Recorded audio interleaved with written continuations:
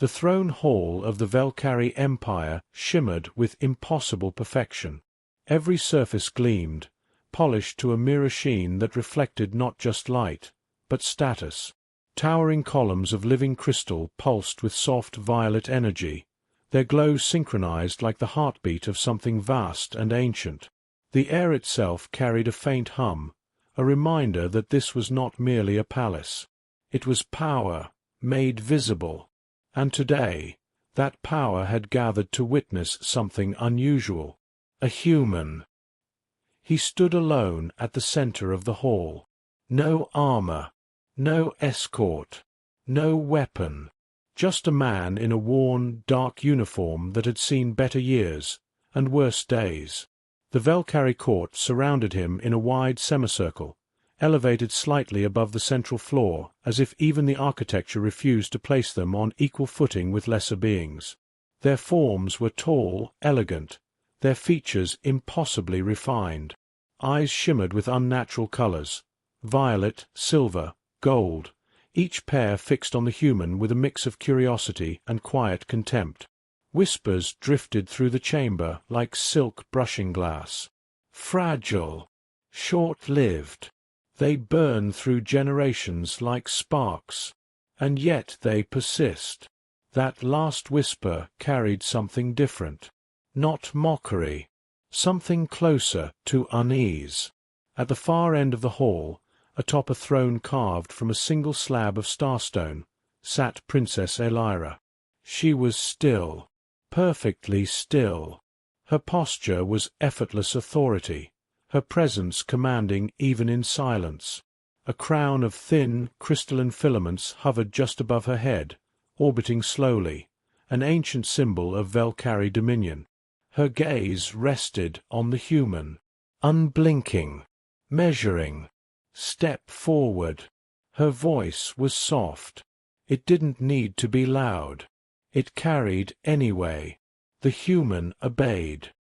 His boots echoed across the vast chamber, each step deliberate, unhurried, not defiant, not submissive, just steady. That alone caused a subtle shift in the room. Most species faltered under the weight of Velcari presence. Knees bent, voices trembled, eyes lowered. This one did none of those things. He stopped at the base of the throne's steps, close enough to be judged, far enough to remain insignificant. For a moment, no one spoke. Princess Elira rose. The motion was smooth, controlled, precise. She descended the steps slowly, her gaze never leaving him. Each step carried the quiet certainty of someone who had never been challenged, and never expected to be. "You stand," she began, circling him, "in the heart of the Velcari Empire." Her voice wrapped around the chamber, silk hiding steel. "Tell me, human, what gives you the right?" The court watched closely. This was ritual, submission or arrogance. Those were the only acceptable responses. The human lifted his gaze to meet hers. "I was invited." A flicker. Small, but real. Amusement rippled through the court, low laughter spreading like a wave. "Invited," one noble echoed. "How quaint." "A curiosity," another added. Princess Elira's lips curved slightly, not quite a smile. "Yes," she said. "You were." She stopped in front of him now, close enough that the difference between them became undeniable. She was taller, more refined, more everything. "You are a survivor species," she continued, "a biological anomaly that refuses extinction despite overwhelming statistical certainty." The human said nothing, didn't argue, didn't react. That irritated her more than defiance would have. She tilted her head slightly, studying him. No visible enhancements. No combat plating beneath the fabric. No energy signature beyond the faint biological hum common to all lower species. And yet, there was something wrong. Not physically. Something deeper. She couldn't place it. So she did what Valkyrie always did when faced with uncertainty. She reduced it, measured it, controlled it. "Tell me," she said, her tone shifting, lighter now, almost curious. "How many battles have you fought?" The question landed with precision. The court leaned forward. This was where the illusion would break. Every warrior species had a number, a statistic to define their worth. Elira expected something modest, a handful of engagements, perhaps a dozen, exaggerated by human bravado. The human didn't answer immediately. He didn't hesitate out of fear. He thought, actually thought. His gaze drifted, not upward, not downward, but somewhere distant, as if the question had reached further than intended. The silence stretched. 1 second. 2. 3. Then, I stopped counting. For a moment, nothing happened. Then the hall erupted. Laughter, sharp, cutting, merciless, echoed from every corner. Stopped counting. They barely survive single conflicts. Delusion is a fascinating trait. The sound swelled, feeding on itself. Princess Elira allowed it, for a moment, then raised a single hand. Silence fell instantly. She looked at him again, this time more carefully. "You expect us to believe that?" she asked. "No," he replied calmly. "I expect you won't understand. The audacity. It wasn't loud. It wasn't aggressive. But it was absolute." A faint tightening appeared at the corner of Elira's eyes. "Oh, I understand war," she said, her voice cooling. She stepped closer. "I have commanded fleets that erased civilizations in hours. Another step. I have overseen campaigns that ended before the enemy realized they had begun. Another. I have never lost." She stood directly before him now, close enough that any lesser being would have stepped back. He didn't. "And you," she said quietly, "claim to have fought so many battles that you stopped counting." The human met her gaze. No challenge. No submission. Just that same, unshakable steadiness. Yes. Something shifted. Not in the room. In her. It was subtle. A hairline fracture in certainty. She narrowed her eyes. "Then perhaps," she said, her voice dropping just enough to carry weight without volume, "you should start again." The chamber held its breath. Because suddenly, this was no longer entertainment. This was something else. And no one yet understood. What? The silence did not break immediately. It lingered, thick, deliberate, stretching across the throne hall like a drawn blade that no one dared touch.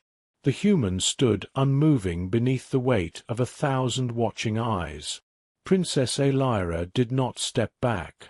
She held his gaze, unblinking, as if daring him to falter first. "Start again," she repeated, softer this time, but far more dangerous. Around them, the Valkyrie court remained perfectly still. The earlier laughter had died completely, leaving behind something sharper. Expectation. The human exhaled slowly. It wasn't fear. It sounded like memory. "You want a number," he said. "Yes," Elira replied. No mockery now. No amusement. Just command. The human gave a small, almost imperceptible nod. "All right." He shifted his weight slightly, not retreating, not advancing, just settling, like someone preparing to speak about something that couldn't be simplified. My first battle. He paused. Not for effect. Because the word battle didn't seem to sit right. Wasn't really a battle. A faint ripple of confusion moved through the court. Elira's expression hardened. Then do not waste my time with irrelevance. I'm not, he said calmly. That tone again. Steady. Unyielding. It threaded through the room in a way that didn't belong to someone unarmed. The princess said nothing, but she allowed him to continue. It started with shortages, he said. Food. Water. Power grids failing. His eyes didn't drift now. They stayed fixed, present, but something behind them had changed. We thought it was temporary. Governments said it would stabilize. A noble scoffed quietly. Predictable incompetence. The human ignored it. It didn't stabilize. His voice remained level. No dramatics. No embellishment. Cities started breaking down. Supply lines collapsed. Law enforcement couldn't keep up. He paused again. Not to build tension. To remember. I was 17. A murmur slipped through the court despite their restraint. 17. Even among lesser species, that was barely more than an adolescent. Elira's eyes narrowed. You send children to war? She asked. The human shook his head slightly. No. A beat. War came to us. That answer landed differently. Not defiant. Not defensive. Just factual. He continued. There were no uniforms at first. No command structure. Just groups trying to protect what they had left. He gestured faintly with one hand, not theatrical, just enough to mark the idea. Neighborhoods. Families. Whatever still worked. The Valkyrie watched, unfamiliar with the concept. War, to them, was organized, calculated, precise. This sounded chaotic. People turned on each other, he said. Not because they wanted to. Another pause. Because they were hungry. A noble shifted uncomfortably. Another frowned. Hunger was not a factor in Valkyrie warfare. It was inefficient. The human's gaze moved briefly across the room now, taking in the polished armor, the pristine forms. You've never fought like that, have you? It wasn't an accusation. It was an observation. No one answered, because no one could. He nodded slightly, as if confirming something to himself. Yeah. Elira's voice cut through the quiet. This is not war, she said coldly. This is collapse. Exactly, he replied. The word echoed. For a fraction of a second, something flickered across her face. Not agreement, but recognition. He continued. We didn't have fleets. No orbital support. No advanced targeting systems. His eyes met hers again. Just whatever we could carry. And you survived? She asked. Yes. How? He didn't answer immediately. That, more than anything, pulled the room tighter. When he finally spoke, his voice was quieter. We learned fast. Elira's gaze sharpened. Explain.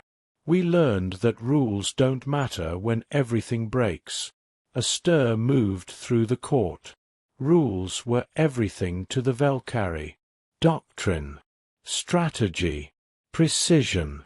Without them, there was nothing. We learned how to move through streets that used to feel safe, he continued. How to clear buildings. How to watch corners. His voice didn't rise. But something inside it did. Wait. We learned who we could trust. A longer pause. and who we couldn't. The implication hung heavy. Elira folded her arms. And this chaos, she said, choosing the word carefully. You consider this your first battle? The human looked at her. For the first time, there was something sharper in his eyes. Not anger. Clarity. It was the first time I had to decide, he said, whether someone else lived or died, based on what I did next. Silence. No one moved. No one whispered. Because suddenly, that sounded like war. Elira's voice came slower now. And how many died? The human held her gaze. Enough. The word didn't echo. It didn't need to. Numbers stopped meaning anything after a while, he added. That is not an answer, she said. It's the only one that matters. The tension in the room shifted again. Less arrogance now. More attention. You still haven't given me a number, Elira pressed. The human nodded. I told you. I stopped counting. That is not acceptable. No, he agreed. A flicker of surprise crossed her face. Then, it's not supposed to be. That unsettled her, because it wasn't defiance. It was something far more dangerous. Truth. The human took a slow breath. You want the first number, he said. Yes. Her voice was quieter now. He gave a small nod. All right. A pause. Then, I survived one. The simplicity of it hit harder than any grand total. No boast. No exaggeration. Just one. And somehow, that felt heavier than 1,000. The court remained silent, because for the first time, they were no longer listening to a lesser species explain war. They were listening to someone who had lived it, and that difference was beginning to show. The throne hall no longer felt like a place of spectacle. It felt like a place of listening. The polished surfaces still gleamed. The crystal columns still pulsed with quiet energy. But something invisible had shifted, something no Valkyrie architecture had ever accounted for. Perspective. The human stood where he always had, unarmed, unadorned, unafraid. But now, he no longer looked small. Princess Elira noticed it first. Not because of his posture, not because of his voice, but because of the way the court had gone silent without her command. That had never happened before. She straightened slightly on the steps, her composure tightening like drawn wire. You spoke of one, she said, her voice measured. Your first battle. Her eyes narrowed just enough to signal expectation. How many followed? The human didn't answer immediately. This time, the pause felt different. Not hesitation. Recognition. As many as it took, he said finally. A ripple moved through the court, subtle, restrained, but unmistakable. That is not a number, a Valkyrie noble snapped, irritation breaking through the fragile quiet. It is avoidance. The human turned his head slightly, acknowledging the voice but not giving it weight. You keep asking for numbers, he said, like they explain something. They define capability, the noble replied sharply. They determine value. The human's gaze settled on him fully now. And what happens, he asked calmly, when the number stops meaning anything? The noble faltered, just for a moment. That moment didn't go unnoticed. Elira stepped forward again, reclaiming control of the exchange. Numbers always matter, she said coldly. They are the foundation of strategy, efficiency, dominance. Not where I come from, the human replied. The air tightened. Elira descended one more step. Then your world lacks discipline. No, he said. a beat. It lacks certainty. That word lingered. It didn't belong in Valkyrie doctrine. Certainty was assumed, built into every calculation, every campaign. War, to them, was an equation. Outcome predetermined. Variables controlled. But the human. He spoke as if war had no shape at all. He began pacing slowly, not out of restlessness, but because standing still no longer seemed to fit what he was describing. After the first, it didn't stop, he said. No war ever does, Elira replied. He shook his head. That's not what I mean. His steps echoed softly across the polished floor. There wasn't a moment where someone declared it over. No clean ending. No victory parade. He glanced briefly at the court. No reset. A few nobles exchanged looks. That concept of war without closure felt incomplete. Different regions started collapsing, he continued. Different groups fighting over what was left. Some tried to rebuild. Others took what they could. His tone remained even, but the weight beneath it deepened. You'd secure one area, think it might hold, and then something else would break. Elira watched him closely now. You failed to consolidate power, she said. That is a strategic flaw. The human gave a faint, humorless exhale. Yeah, he said. We noticed. A few in the court shifted, uncertain whether that was sarcasm. It wasn't about power, he continued. Not any more. Then what was it about? Elira pressed. He stopped pacing, looked at her. Getting through the next day. Silence. The simplicity of it cut deeper than any complex strategy. That is not war, a noble insisted. That is survival. The human nodded. Exactly. The word landed harder than expected, because suddenly, the distinction they relied on didn't exist for him. He resumed moving, slower now. Some fights lasted hours, he said. Some lasted weeks. Some stretched so long you forgot how they started. His gaze unfocused briefly, not lost, but distant. There were places we kept returning to. Same streets. Same buildings. Different faces each time. Elira felt something unfamiliar press at the edges of her thoughts. Repetition. Not in the sense of strategy, but endurance. That is inefficient, she said, though her voice lacked its earlier certainty. Yeah, he agreed. No argument. No defense. Just agreement. And yet you continued, she said. Yes. Why? The human looked at her again. Because the answer mattered. Because stopping wasn't an option.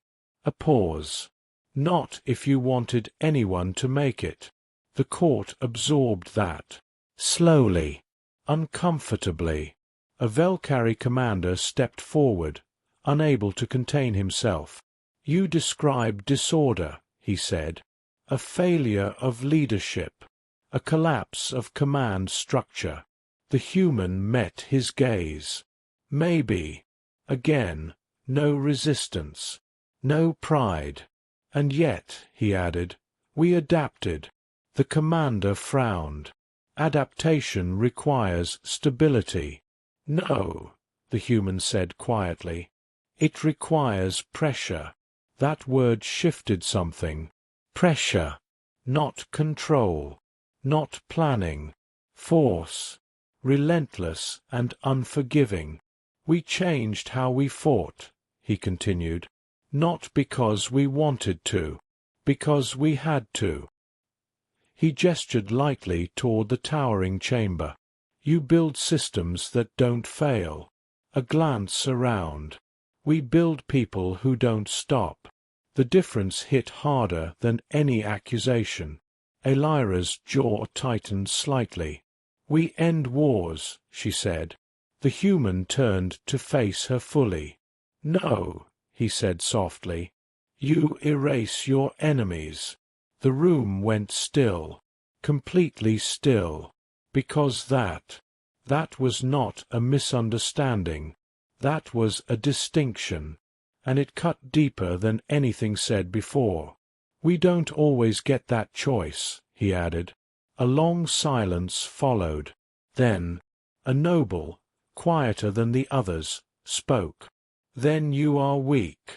The word didn't carry the same confidence it once would have. The human looked at him, not offended, not angered, just aware. "Maybe," he said. One word. Simple, unprotected, and yet unshakable. He held the noble's gaze for a moment longer, then added, "And yet, we're still here." The noble stepped back. Not visibly, not dramatically, but enough that the shift was felt. Princess Elira said nothing, but her thoughts were no longer aligned with certainty, because for the first time, she was no longer comparing strength. She was comparing something else entirely, and she wasn't sure which one mattered more.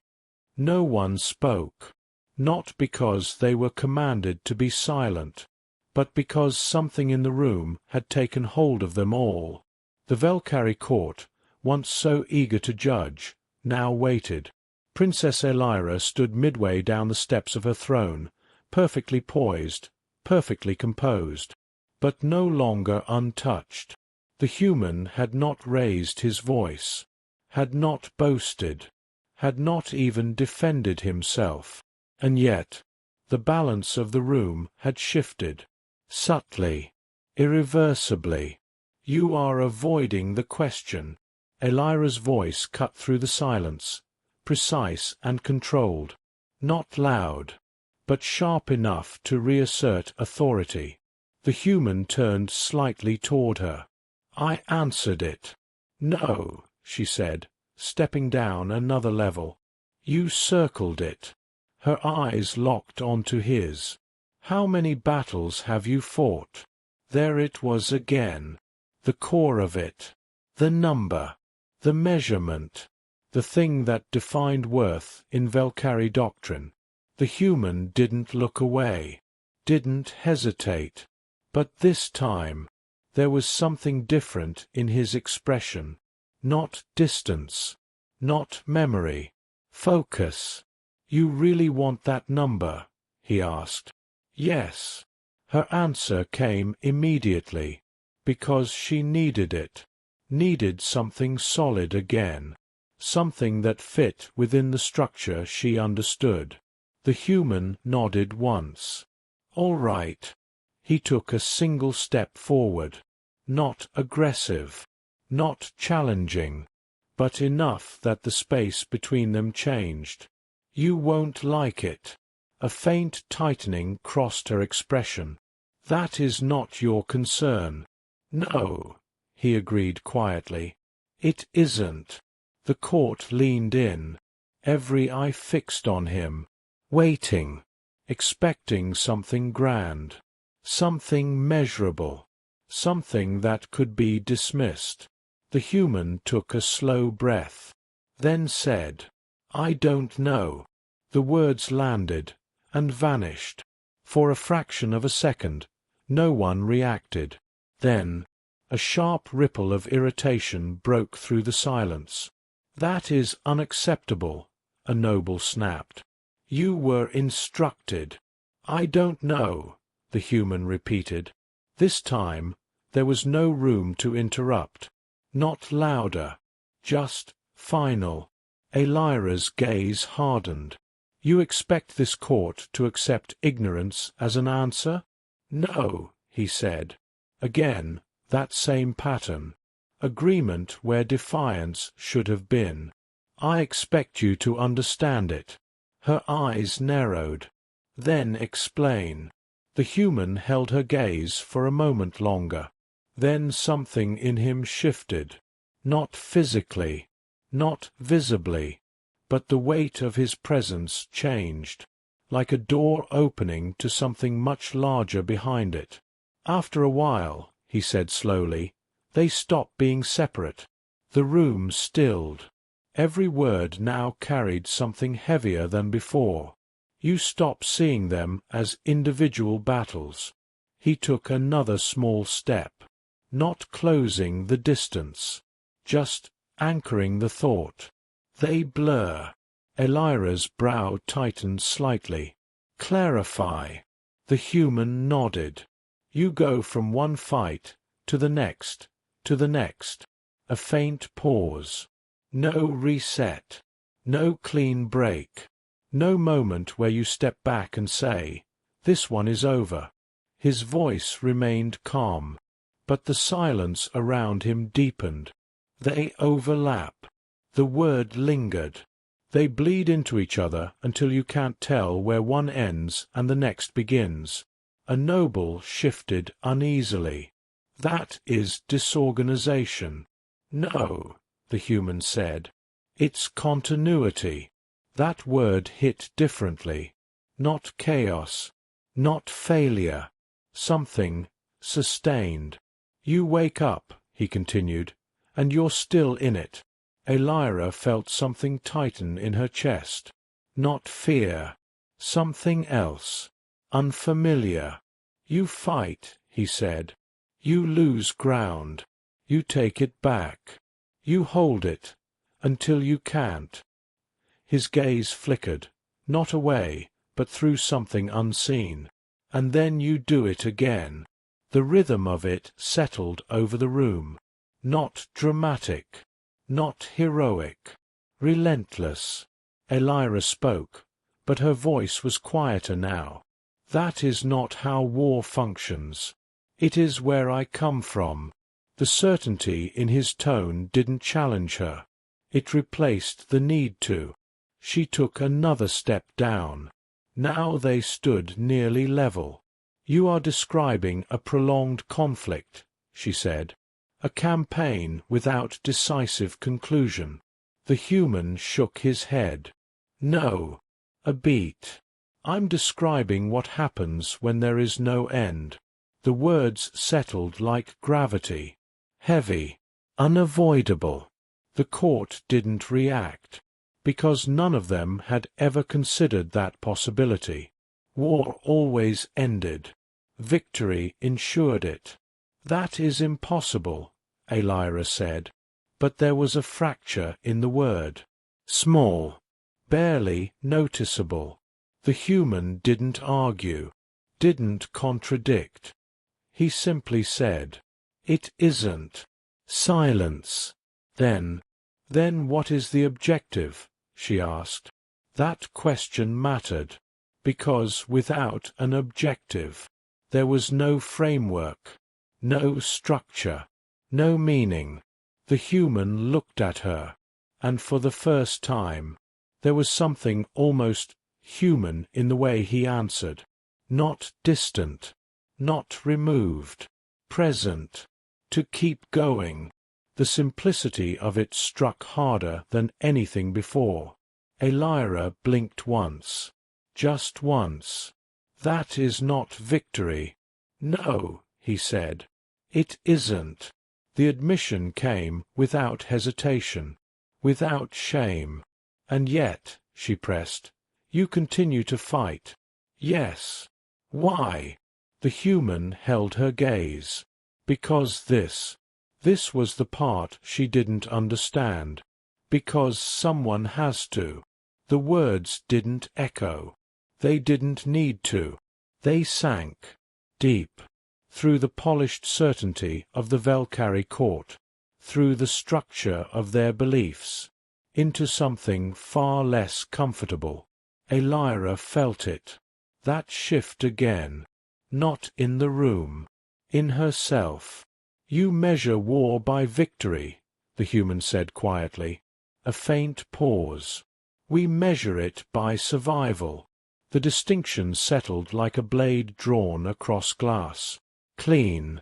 Irreversible. The court remained frozen, because for the first time, their definition no longer felt complete. Elira stood there, just a few steps below her throne, close enough to the human that the difference between them should have been obvious. But it wasn't. Not anymore. Because the number she had demanded, the number that defined worth, didn't exist in the way she understood. And that was far more unsettling than any answer he could have given. No one moved. The throne hall, once alive with quiet arrogance and polished certainty, had become something else entirely. Still. Not the stillness of control. The stillness of realization. Princess Elira stood just below her throne, no longer elevated above the human, no longer observing from a place of unquestioned dominance. The distance between them, physical and otherwise, had narrowed in a way no Velcari architect had ever intended. She studied him, not as a curiosity, not as an inferior, but as something she had not yet named. The human remained where he was, posture unchanged, expression steady. He had not pressed forward, had not demanded recognition, had not even tried to convince them. He had simply answered, and that, somehow, had done more damage than any weapon. Elira turned away from him, slowly. Each step back toward her throne felt heavier than it should have. The crystal filaments above her head continued their slow orbit, casting shifting patterns of light across the chamber, but the glow no longer felt absolute. She reached the final step, paused, then ascended. The court watched in complete silence, not because they were commanded, but because none of them knew what came next. Elira sat. The motion was deliberate, controlled, but something in it had changed. Not weakness, not hesitation, something deeper. Wait. She rested one hand lightly against the arm of the throne, her fingers brushing the cold surface of starstone as if grounding herself in something familiar. For the first time in her life, certainty did not answer immediately. Her gaze lifted, found the human again. "You fought," she said slowly, without certainty of victory. It wasn't a question. The human nodded. Yes. Her fingers tightened slightly against the throne. "You lost ground." "Yes." "You lost people." A pause. Then, "Yes." Each answer came without resistance, without defense, just truth. Elira inhaled quietly. "And you continued." "Yes." The word echoed, not in the chamber, but somewhere inside her. Because in Velcari doctrine, that was not how war worked. War was decisive, clean, efficient. Victory was inevitable. Loss was statistical, contained, controlled. But this was something else. Something that didn't fit. She leaned forward slightly. "And you call that strength?" The human didn't answer immediately. Not because he didn't know, but because the question itself needed to settle. Then, "No." The court shifted. Subtly. The answer was unexpected. Elira's eyes narrowed. "No. No," he repeated. A faint breath left him. "It's not strength." A pause. "It's what's left when strength isn't enough." The words landed softly, but they didn't fade. They stayed. Elira felt something in her chest tighten again, that unfamiliar pressure, that quiet fracture in certainty. Because strength, to the Velcari, was everything. It defined them, guided them, separated them from every lesser species in the galaxy. And now, it was being redefined. She rose again. Not abruptly. Not in anger. But because sitting no longer felt right. She descended the steps once more, slower this time, more deliberate, until she stood before him again, closer than before, close enough that she could see the fine details, the wear in his uniform, the faint scars along his hands, the stillness in his breathing. "You are not enhanced," she said, more to herself than to him. "No. No armor. No. No weapon. No." Her gaze sharpened. "And yet you stand here." "Yes." A long silence stretched between them. Then, "Why?" The question was quiet, not commanded, asked. The human held her gaze. And for the first time, there was something there that wasn't just memory, not just endurance, something deeper. "Because I'm still here." The answer was simple, but it carried everything. Elira exhaled slowly. Her eyes drifted, just briefly, across the court, across the nobles who had once laughed, across the commanders who had once dismissed, across the empire that had never known uncertainty. Then back to him. "Velcari doctrine states," she said, her voice regaining its structure, though not its certainty, "that a war not decisively won is a failure." The human said nothing, because he didn't need to. She took another step, closing the distance just slightly more.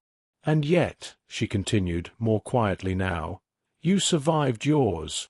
The human's expression didn't change, but something in his eyes did. A shadow. A truth that had been there from the beginning. "Not all of us," he said. The words struck harder than anything before, because they weren't about victory or defeat. They were about cost, real cost, the kind Velcari wars never accounted for. Elira felt it fully this time, that shift, not just in thought, in understanding. War, as she had known it, was incomplete. It measured dominance, efficiency, outcome, but it did not measure endurance, loss, continuation. The human before her was not proof of victory. He was proof of something far more unsettling, survival without certainty. She turned away again. Not out of dismissal, but because she needed distance from the realization settling into her mind. She ascended the steps once more, slower, heavier, and when she reached the throne, she did not immediately sit. She stood there, looking out over her court, over the empire that had never questioned its own perfection. Then she sat. The motion final, but not the same. Her gaze swept across the chamber. No laughter remained, no arrogance, only silence, not forced, earned. She looked back at the human one last time. No command followed, no dismissal, no declaration, because for the first time in Velcari history, there was nothing left to say. The throne remained silent, the court remained still, and in that silence, an empire began, quietly, to understand war for the very first time.